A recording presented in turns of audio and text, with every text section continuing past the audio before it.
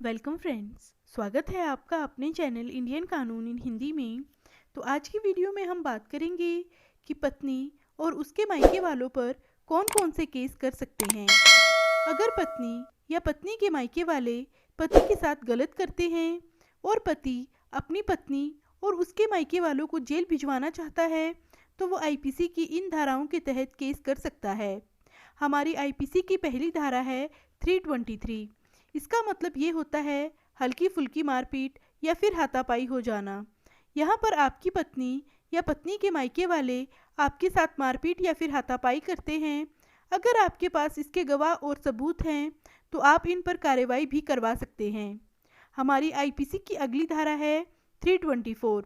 इसका मतलब ये होता है कि कोई भी व्यक्ति किसी के साथ धारदार हथियार से मारपीट करता है और जिसके साथ मारपीट हुई है वो जख्मी हो जाता है।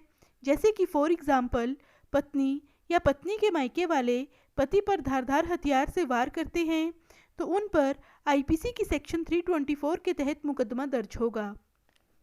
हमारी आईपीसी की अगली धारा है 380।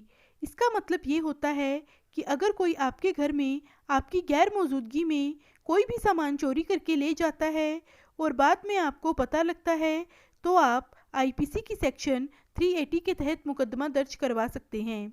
जैसे कि फॉर एग्ज़ाम्पल पति घर पर नहीं है, ऐसे में पत्नी और उसके मायके वाले पति की कोई चीज़ चुरा लेते हैं, तो पति आईपीसी की इस धारा के तहत मुकदमा दर्ज करवा सकते हैं। हमारी आईपीसी की अगली धारा है 384। ये धारा, इसका मतलब ये है कि अगर कोई डरा धमकाकर पैसे की वसूली करना चाहता है या फिर करता है, तो फॉर एग्ज़ाम्पल पत्नी और उसके मायके वाले अगर पति को डराते धमकाते हैं कि हम तेरे साथ ऐसा करेंगे, तो पति इस धारा के तहत मुकदमा दर्ज करवा सकता है। हमारी आईपीसी की अगली धारा है 389। अगर कोई आपको झूठे केस में फंसाने की धमकी दे, इस तरह की धमकी दे कि हम आपको इस केस में फंसा देंगे, आपकी ज़िंदगी बर्बाद कर देंगे, पत्नी या पत्नी के मायके वाले अगर आपको ऐसी धमकी देते हैं, तो आप उनके विरुद्ध कार्रवाई करवा सकते हैं। हमारी आईपीसी की अगली धारा है 406। इसका मतलब ये होता है ब्रीच ऑफ ट्रस्ट।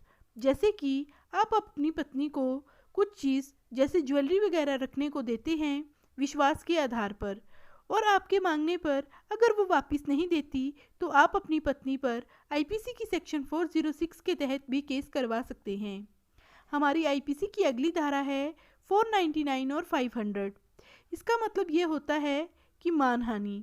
पत्नी या पत्नी के मायके वाले आपकी इमेज डाउन करने की कोशिश करते हैं, कुल मिलाकर वो आपको बदनाम करने की कोशिश करते हैं और आपके पास इसके गवाह या सबूत हैं, तो आप आईपीसी की सेक्शन 499 का मुकदमा भी कर सकते हैं।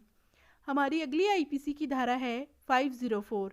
इसका मतलब ये है कि पत्नी या पत्नी के मायके वाले आपको गाली गलौज करते हैं, तो आप एविडेंस के आधार पर मुकदमा कर सकते हैं। हमारी आईपीसी की अगली धारा है 506। इसका मतलब ये है कि अगर वो आपको गंभीर तरीके की धमकी देते हैं, जैसे कि आपको जान से मारने की धमकी देंगे, तो आप पत्नी या पत्नी के मायके वालों पर इस तरह की सेक्शन लगवाकर केस कर सकते हैं। वो जिस तरह का अपराध करेंगे वैसे वैसे आप उनके ऊपर धाराएं लगवा सकते हैं, पर इसके लिए आपके पास सबूत होने चाहिए। सबूतों के आधार पर ही आप अपनी पत्नी और उनके मायके वालों को सजा करवा सकते हैं।